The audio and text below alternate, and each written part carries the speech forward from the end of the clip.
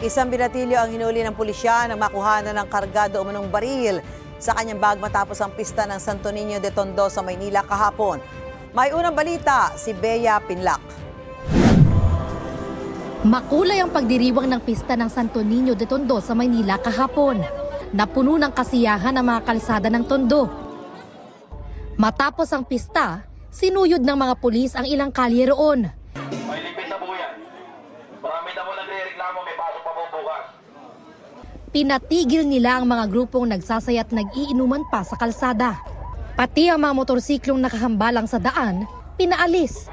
Nahuli ng pulisya ang 14 anyos na lalaki na may kargadong baril umano sa kanyang bag.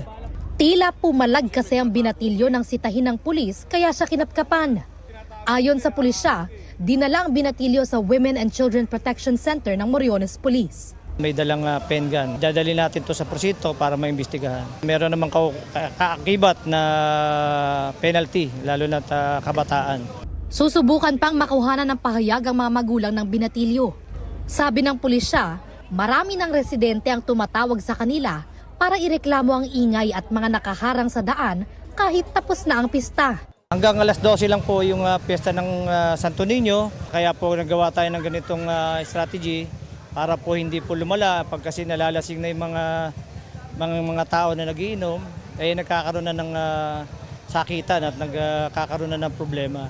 Tumalima naman ang mga residenteng sinaway ng pulisya. Ito ang unang balita. Bea Pinlac para sa GMA Integrated News.